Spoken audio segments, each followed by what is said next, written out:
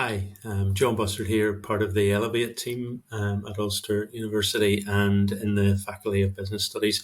We've actually created some slides to help with first year students or people onboarding into the university to help them in understanding their use of generative AI in their studies. So here are the slides.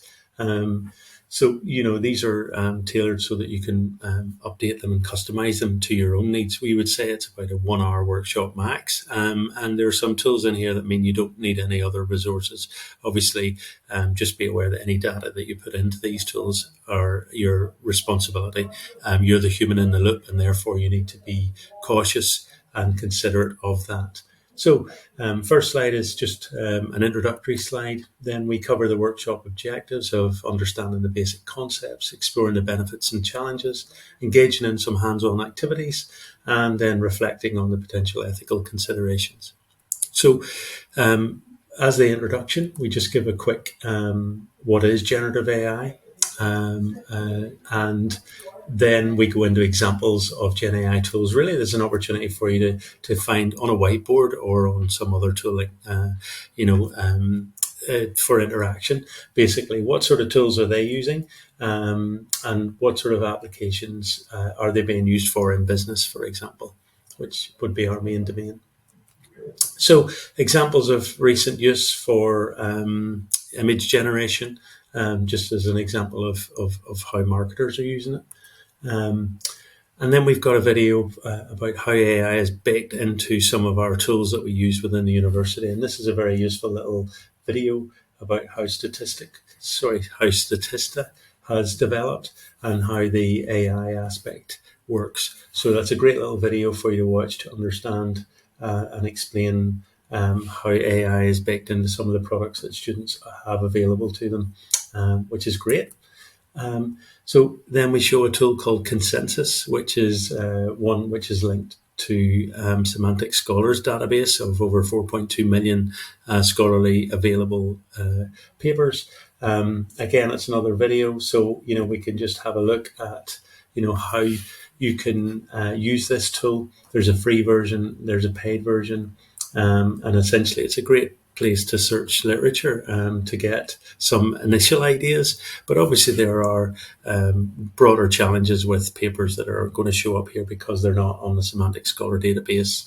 And there are a variety of other, challenges and reasons that maybe you would want to kind of discuss this with your class. But again, it gives you a nice example that you can talk through with students to explore how it works and, again, why it might be of value.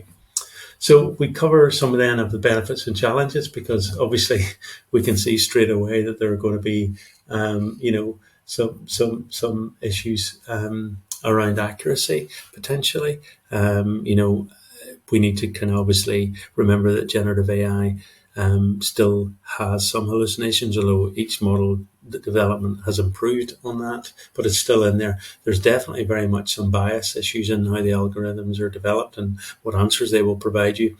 So that obviously highlights that ethical issue that needs to be considered.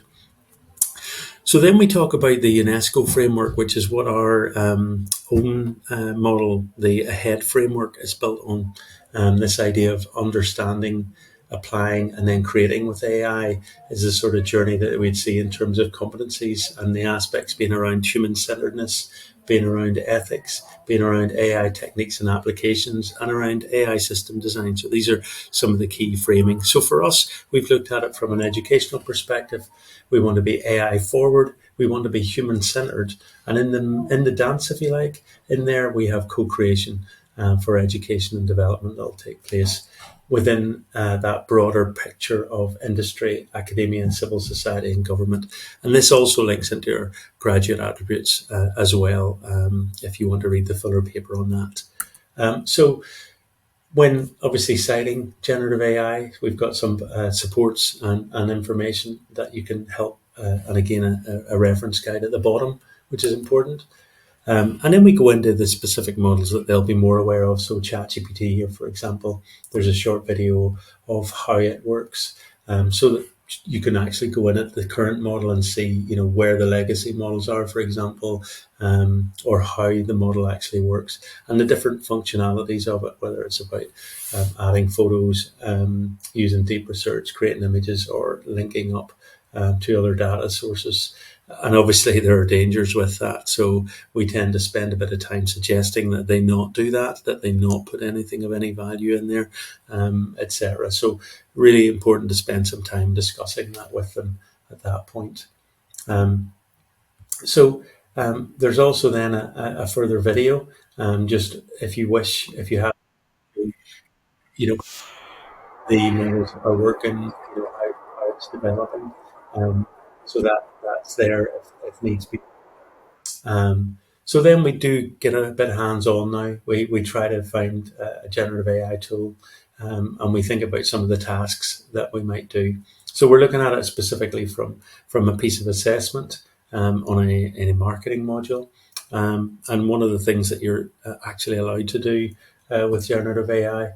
So with generative AI, if you look at this actual prompt here, it says, please suggest a useful structure for a 5,000 word report. Okay, so that first line, this part is actually, allowed. But what you will find as you use these tools is different models are actually taking this to a whole other level now. So there are obvious challenges with this, and that's why we do it. We do it to discuss those challenges. So this example is then highlighted through entering it into this ChatGPT 5 model, and you can show the output of that, and how that then could potentially be used as a framework. You can talk about some of the issues and challenges with use of it as well, because there are going to be problems that you can identify based on your domain knowledge and your expertise, and that's something that needs to be considered. But as a starting point to get away from a blank page, it's certainly excellent. Although I would say there are models like Google's Gemini that go into way more depth in this, and I would say make it a little more problematic as an allowed approach. So this is where we get them to actually jump in and do something. LM Arena, which is at lmarena.ai, is a tool where you can actually go in and use models for free. Obviously, again, you need to be cautious about what material you put in, but this is, I think it's MIT set this up, and it's a way of measuring models. So you can run them side by side. You can do a battle between two anonymous models or direct chat. We do side by side because you can now choose the latest models. It's a great place to show people how many different models there are available, which is actually quite staggering in different stages and ages of them. But you tend to find the better models are at the top. So in this example, we've got GPT-5 versus Gemini 2.5 Pro. So if I skip forward to the actual comments now, what you'll see here is GPT-5 and Gemini Pro working through their ideas and their thoughts here. But if you look at the detail that Gemini 2.5 Pro provides here in comparison to the early example we used, you can see where I feel that there are some problems now with how you use AI to structure your work. Yesterday's governance and regulation is today's roadkill, really, in that sense. So we just have to be aware of this as practitioners, that this is going to continue to change. But I feel like that is an incredible output, and way beyond just structuring your work. But there we go. So you can go through that if you wish with them, but the key is that you've got that lmarena.ai that you can use, or they can log into and use, and compare and contrast on a number of different tasks. That is the active and applied piece. So then we remind them about the code of conduct, code of practice, and remind them that they'll have signed a student declaration that any contribution of artificial intelligence technology has been fully acknowledged. So that's something that they can go into more detail on in the misconduct policy, which gives some more detail there about how you can acknowledge the use of generative AI and how you should, by citation at the very least. So we talked to them then about having a simplified decision tree, a self-governing framework to allow them to go through their module. So in this example, they check acceptability of use within assessment. So is they go to check is the AI tools permitted by looking at the module handbook first and foremost, and then talking to the module coordinator. If it's a yes, then ensure the AI generated content and prompting is recorded appropriate. If it's a no, just don't use it. Step two, validity, accuracy, reliability, and bias assessment. So, have you critically evaluated the AI outputs for accuracy and bias? Yes. Continue to the next step. No, do not proceed. Return to step two. And then acknowledgement and citation is there as well. So after that, we then go into library resources. There are some excellent opportunities. Just remind them that without AI, we've got such great resources, and that's why we remind them of that. We also then just share a little video about how we've used AI in creative ways in our Elevate projects. And there's a short video there on the sustainability sprints, if you wish to use it into full time. And then we move through just to the ethical and legal considerations. And that's a discussion that you'd have with them in relation to bias, plagiarism, transparency, remind them of Ulster's academic integrity policies, remind them of GDPR and the importance of not putting identifying information into the models. And then looking at the further implications, the increasing integration of generative AI and the potential advancements. These are discussion points for you and for the students to take forward. And then finally, an open floor, quick discussion and comments and what the future of generative AI might look like, talking about agentic AI and so forth. And then some closing remarks. And that is the end of the slides. So hopefully that has been useful for you to think about how you would run a session, introducing the topic. The active learning really is showing them LAMarina.ai, having them play with it, reminding them again that it's their data that they need to consider in using that.